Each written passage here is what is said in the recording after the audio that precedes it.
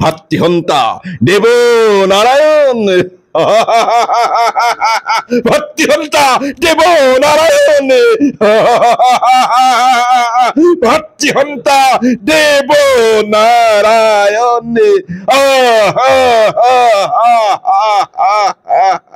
নমস্কাৰ বন্ধুসকল, আজি পবিত্ৰ শিক্ষক দিৱস আৰু শিক্ষক দিৱসৰ এই পবিত্ৰ দিনটোত সমূহ শিক্ষাগুৰুলৈ জনাইছোঁ শ্ৰদ্ধা।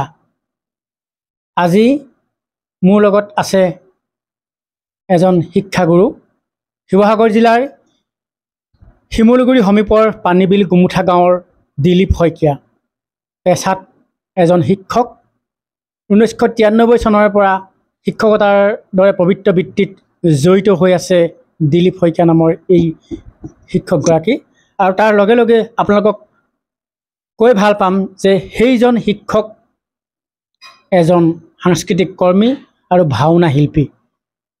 শিশু অৱস্থাৰ পৰা ভাওনাৰ লগত জড়িত সেইজন দিলীপ শইকীয়া ধিতাইপুখুৰী আদৰ্শ উচ্চ মাধ্যমিক বিদ্যালয়ৰ জ্যেষ্ঠ শিক্ষক, সহশিক্ষক। আমি আজি পবিত্ৰ শিক্ষক দিৱসৰ দিনটোত আপোনাক শুভেচ্ছা জনাইছোঁ, শ্ৰদ্ধা জনাইছোঁ। আমি শিক্ষক দিৱসৰ দিনটোত প্ৰথমতে আপোনাৰ পৰা কিছু অনুভৱ জানিব বিচাৰিছোঁ।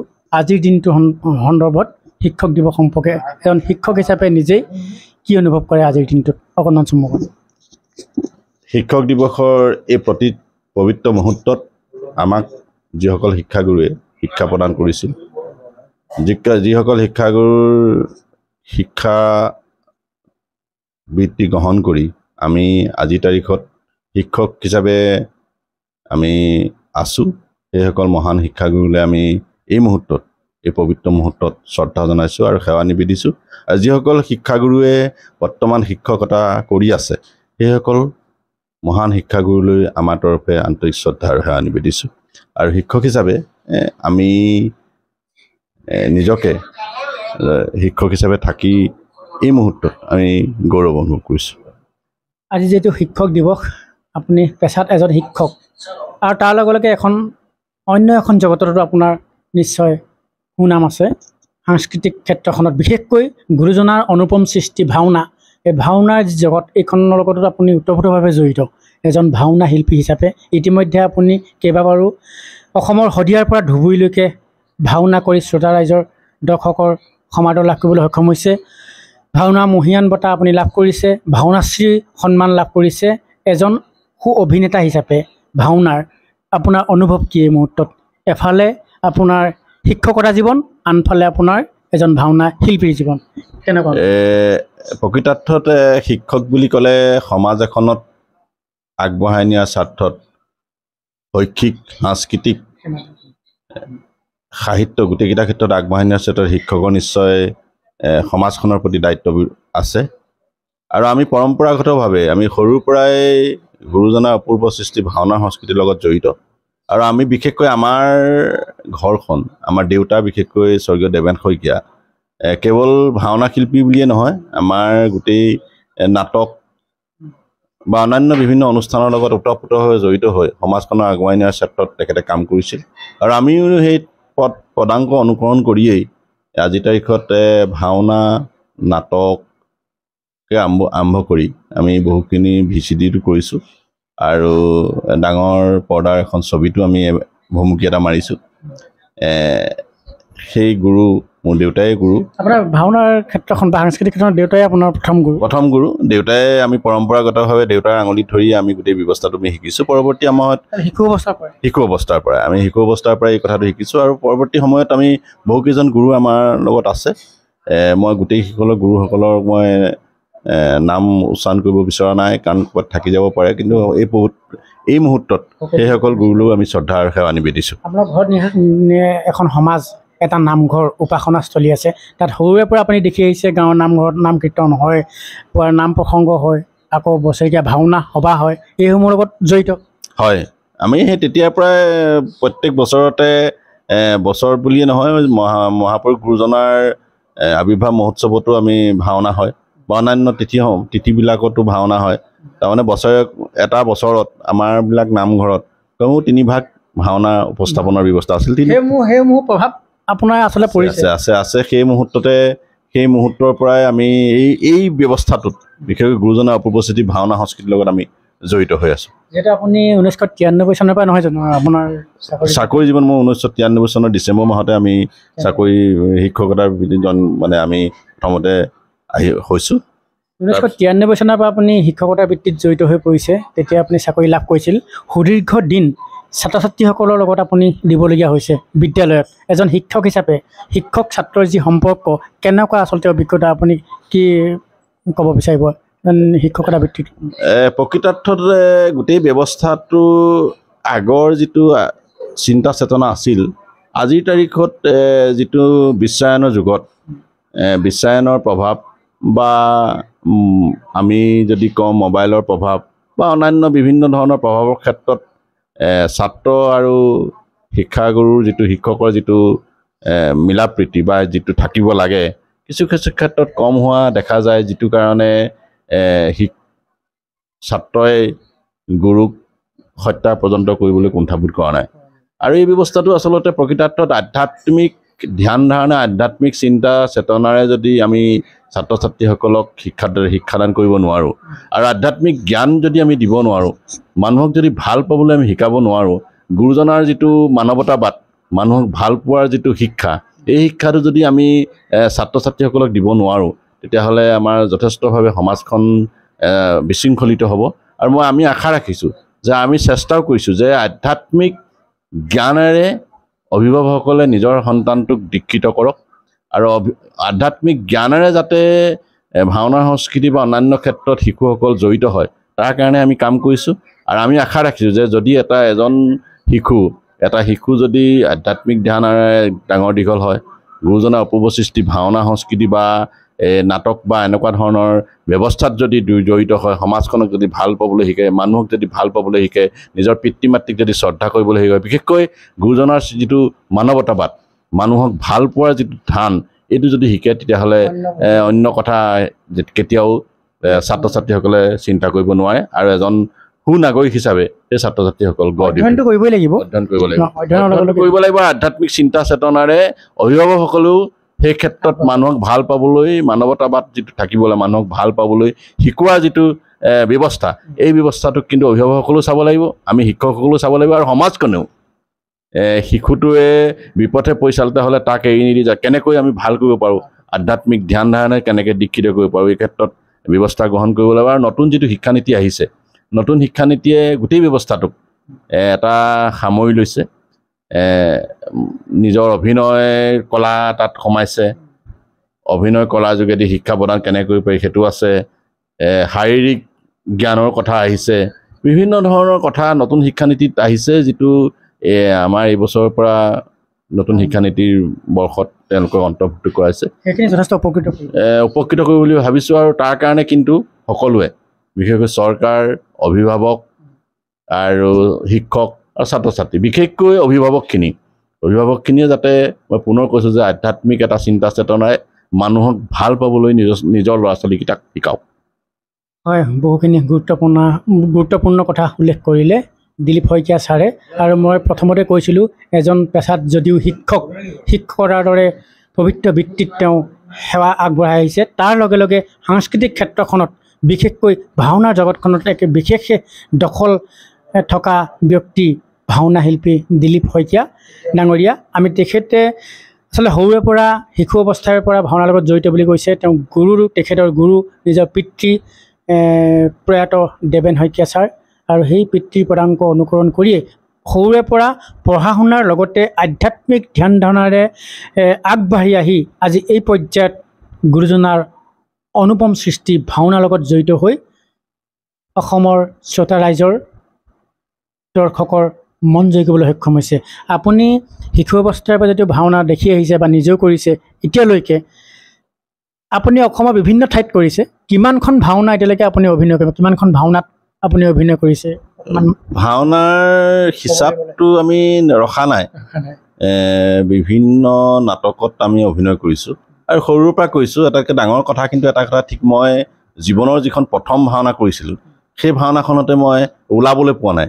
তেতিয়া ৰাতিপুৱা 9টা বজাৰ, সন্ধ্যা 9টা বজাৰ পৰা ৰাতিপুৱালৈকে ভাওনা হয়, বহুত সময় হয় গোটেই ৰাতি ৰাতিপুৱালৈকে ভাওনা হোৱাৰ পিছতো ৰাতিপুৱালৈকে সকলো দৰ্শক গুচি গ'ল আমি সন্ধিয়াতে ৰং পেইণ্ট ৰং সানি আমি তেতিয়াবা লৈছোঁ আমি তেতিয়া সেই ওলাবলৈ নাপালোঁ কিমান বয়স আছিলে মোৰ বয়স তেতিয়া মই ক্লাছ 6ত পঢ়িছিলোঁ 6ত নে 7ত পঢ়িছিলোঁ তাৰ আগতে আমি ওলাইছোঁ এনেই মানে কোনো নাটকত মানে নাটকৰ যিটো সংলাপ থকা এনেই আমাক কোনোবাই ধৰি লওক বান্দৰখানা উলিয়াইছে তাত নাটকত নাই কিন্তু আমাক ওলাবলৈ দিছে কোনোবাই দুট মানে নাটকত নাই কিন্তু আমাক ওলাবলৈ দিছে তেতিয়া খুব ভাল লাগে সেইবোৰ ওলাওঁ কিন্তু আমাৰ প্ৰথম যিটো মানে নাটকত থকা বিশেষকৈ পৰীক্ষিতৰ ব্ৰহ্মখাও ছিংগিমুনি লৈছিলোঁ সেইটো নাটক মই ওলাবলৈ এইটো ডাঙৰ অভিজ্ঞতা মানে আমি তেতিয়া দুখৰ কথা নাই মানুহ যোৱাৰ পিছতো আমি সেই যিকেইজন ল'ৰাই ওলাবলৈ নাপালে আমি কেইবাজনো আছিলোঁ সেইকেইজনে মানে আমি ৰাতিপুৱা নামঘৰত মানুহজন যোৱাৰ পিছতে আমি কিন্তু ভাওনাখন আমাৰ মতে গাই শেষ কৰি থৈ আহিছোঁ আমি মানুহ নাই আৰু কোনো নাই চব গুচি গ'ল আমি শেষ কৰি থৈ আহিছোঁ তেতিয়াৰ ধাৰাবাহিকভাৱে আপুনি আচলতে জড়িত হৈ আছে লাহে ধাৰাবাহিকভাৱে জড়িত হৈ আছোঁ আৰু এটা কথা ঠিক যে আমি মানে বিশেষকৈ প্ৰতিযোগিতা যেতিয়া ভাওনা হ'ল প্ৰতিযোগিতা ভাওনাৰ পৰা আমি 2000 চনতে আমাৰ ধিতাইপুখুৰী পূৰ্বৰংগ সাংস্কৃতিক গোষ্ঠী আমি জন্মগ্ৰহণ কৰিছোঁ আমাৰ পৰেশ মহন্ত প্ৰদীপ দত্ত মহেন্দ্ৰ বৰা অংকুৰ শইকীয়া পিছত আহিছে আমালৈ কিন্তু গোটেই ব্যৱস্থাটোৰ পিছত অংকুৰ শইকীয়াই ধৰিছে কিন্তু গোটেই নাটভাগৰ ভিতৰত আমাৰ যিখন নিসিংহ যাত্ৰা বা নিসিংহ মুৰাৰী সেই নাটভাগে আমাৰ অসমৰ বিভিন্ন ঠাইত আমি উপস্থাপন কৰিছোঁ আৰু সেই নাটভাগে আমাক দিলীপ শইকীয়া পৰিচয় এটা দিছে নিসিংহ মুৰাৰী ধিতাইপুখুৰী পূৰ্বৰংগ সাংস্কৃতিক গোষ্ঠীয়ে আচলতে এই নাটভাগী ৰাজ্যৰ বিভিন্ন প্ৰান্তত প্ৰদৰ্শিত হৈ আহিছে আৰু সেই নাটভাগীৰ আচলতে এজন ভাওনা শিল্পী হিচাপে পৰিচয় দিবলৈ সক্ষম হৈছে বুলি আচলতে নিজেই তেখেতে উল্লেখ কৰিছে সেই ভাওনা ভাগীৰে এটা সুন্দৰ সংলাপ আমিও শুনিছোঁ প্ৰায়সমূহ ঠাইত চাওঁ সেই ভাওনা ভাগী আপুনি যেতিয়া হিৰণ্যকশিপু হয় ওলাই আহে সেই ক্ষণটোলৈ সেই দৃশ্যটো চাবলৈ আমি উদ্গ্ৰীৱ হৈ থাকোঁ সেই দৃশ্যটো আপুনি হিৰণ্যকশিপু অকণমান চৰিত্ৰৰ এটা সংলাপ যদি কৈ দিয়ে হিৰণ্যকশিপুৰ প্ৰথম যিটো সংলাপ সেই সংলাপটোকে মই প্ৰক্ষেপণ কৰিবলৈ বিচাৰিছোঁ ওলাই আহি প্ৰৱেশৰ পিছতে আছে শুনা হেৰা মহাকাল ভাতৃ হিৰণ্যাক্ষবীৰ স্বৰ্গৰ দেৱতা আৰু পৃথিৱীৰ ক্ষত্ৰিয় সমাজে মদৰ গৰ্বে গৰ্বিত হৈ এতিয়াও দানৱক কৰে উপহাস অদিতিৰ গৰ্ভজাত অহংকাৰী দেৱতা সমাজে অনাৰ্য বৰ্বৰ বুলি ক্ষীণ বুলি নিচ বুলি চিৰকাল ঘৃণাই আমাক নকৰো যদিহে তাৰ যোগ্য প্ৰতিকাৰ ৰব জানো কুলৰ গৌৰৱ ৰব জানো দৈত্যমতা দানৱৰ চিৰ পূজ্যা সেই নীতিৰ সন্মান আৰু হাঁহি এটা সুন্দৰ হাঁহি আছে সেই চৰিত্ৰটোত হিৰণ্যকশিপু হওক বা হিৰণ্যাক্ষই হওক সেই হাঁহিটো শুনিবলৈও বা চাবলৈও দৰ্শকসকল ৰৈ থাকে বহুত সময় আপোনাৰ কেনেধৰণে আচলতে ওলায় হাঁহিটো যথেষ্ট কষ্ট এতিয়া আমি বহুত দিন চিৰণাৰ কাৰণে হাঁহিটো অলপ গণ্ডগোল হেৰি হৈছে কিন্তু আমি যদি ভাওনা আমি এটা সপ্তাহলৈকে একেৰাহে ভাওনা কৰিছোঁ টোপনি ক্ষতিটো হয় কিন্তু হ'লেও আমি ভগৱানৰ আশীৰ্বাদ এটা আছে টোপনি ক্ষতি হ'লেও আমি স্কুল কেতিয়াও আমি শেষ নকৰোঁ সুন্দৰ হাঁহি থকা এটা মই এটা কৈছোঁ যে প্ৰহ্লাদে মানে যেতিয়া কৈছে শেষৰ দৃশ্য যে প্ৰহ্লাদে কৈছে যে মানে সৌ স্ফটিক স্তম্ভত মানে ৰৈ আছে তোমাৰ শত্ৰু দেৱনাৰায়ণ সৌ স্ফটিক স্তম্ভত ৰৈ আছে চিৰশত্ৰু মোৰ দেৱনাৰায়ণ হয় পিতা বেছ শূন্য কৰি স্ফটিক স্তম্ভ লওঁ তাৰ প্ৰত্যক্ষ প্ৰমাণ ভাতৃহন্তা দেৱনাৰায়ণ ভাতৃহন্তা দেৱনাৰায়ণ ভাতৃহন্তা দেৱনাৰায়ণ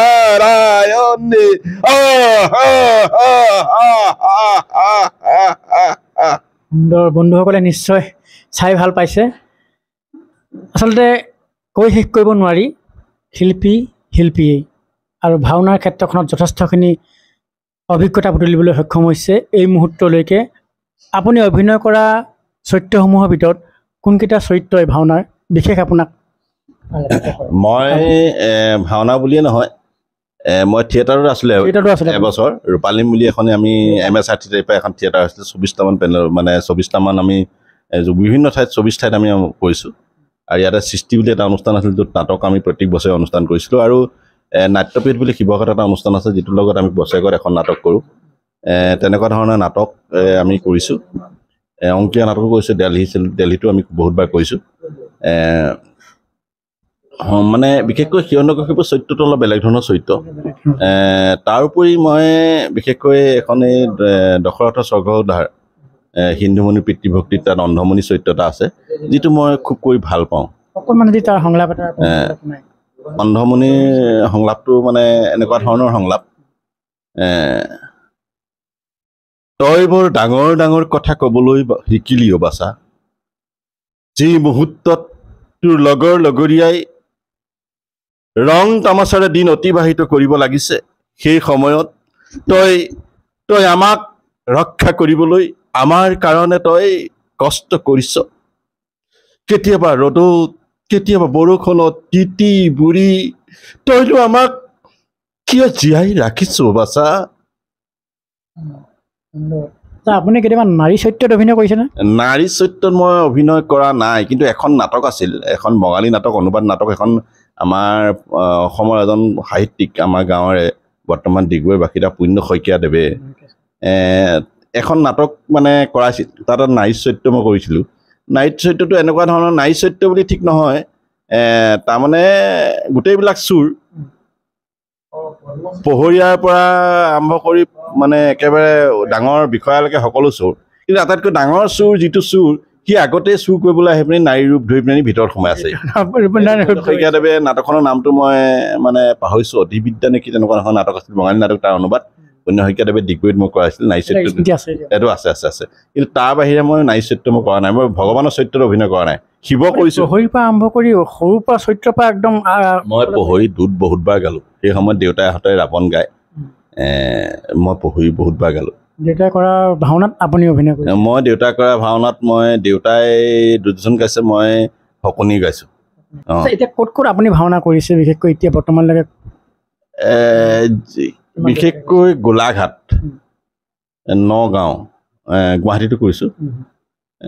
তাৰপিছতে আপোনাৰ ঢেকীয়াজুলিৰ পৰা আৰম্ভ কৰি অসমৰ বিভিন্ন ঠাইত কৰিছোঁ। বিশেষকৈ গোলাঘাটত কিন্তু একেবাৰে সৰু পথাৰলৈকে বহুত ভাওনা আমি কৰিলোঁ। মাজুলীততো কৰিছে? মাজুলীত কৰিছোঁ, মাজুলীত আমি বহুতবাৰ কৰিছোঁ।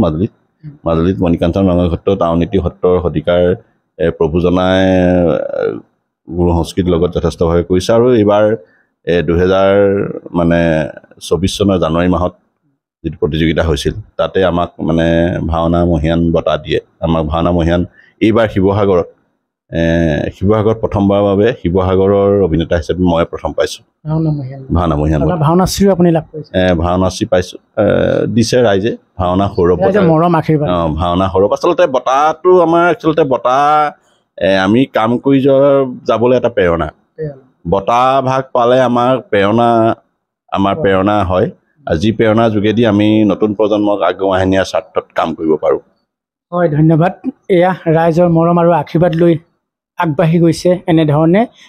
মই কৈছোঁৱেই যে শিক্ষকতাৰ দৰে পবিত্ৰ বৃত্তিত থাকি ছাত্ৰ ছাত্ৰীসকলক শিক্ষাৰ পোহৰ বিলোৱাত ব্যস্ত থকাৰ সমান্তৰালকৈ তেখেতে সাংস্কৃতিক ক্ষেত্ৰখনত বিশেষকৈ গুৰুজনাই দি থৈ যোৱা যিসমূহ আদৰ্শ, সেই আদৰ্শসমূহ নিজে সাৰোগত কৰি সেই আদৰ্শসমূহ উঠি অহা প্ৰজন্মৰ মাজত বিলাই দিয়াৰ চেষ্টা কৰিছে। আৰু তেখেতৰ বলিষ্ঠ অভিনয়েৰে ভাওনাৰ ক্ষেত্ৰত দৰ্শকসকলক হৃদয়ৰ নিভৃত কোণত এক সাঁচ বহুৱাবলৈ সক্ষম হৈছে। সেইজনেই হৈছে দিলীপ শইকীয়া।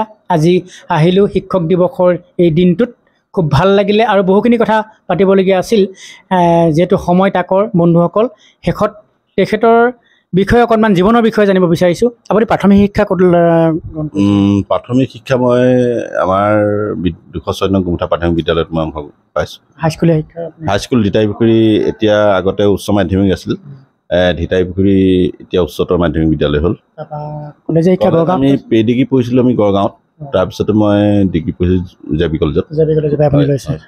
তাৰপিছতে আমি স্কুল মই প্ৰথমতে দৰিকাল মজলীয়া বিদ্যালয়ত আছিলোঁ, তাৰ পৰা মই ধিতাইপুখুৰী মধ্য ইংৰাজী বিদ্যালয়ত মানে মই বদলি হৈ আহিছিলোঁ। আৰু এতিয়া সেই বিদ্যালয়খনে ধিতাইপুখুৰী আদৰ্শ উচ্চ মাধ্যমিক বিদ্যালয়। জীৱনত কেতিয়াবা আমি পঢ়িছিলোঁ যে তোমাৰ জীৱনৰ লক্ষ্য কি, সৰুতে ৰচনা লিখিবলৈ আপুনি লিখিছিলে নেকি যে মোৰ জীৱনৰ লক্ষ্য শিক্ষক হোৱাৰ? নাই, শিক্ষক হিচাপে মই প্ৰকৃতাৰ্থত আচলতে মোৰ জীৱনৰ লক্ষ্য শিক্ষক হ'ব বুলি মই ভবা নাছিলোঁ। মোৰ কিন্তু এটা ডাঙৰ হেঁপাহ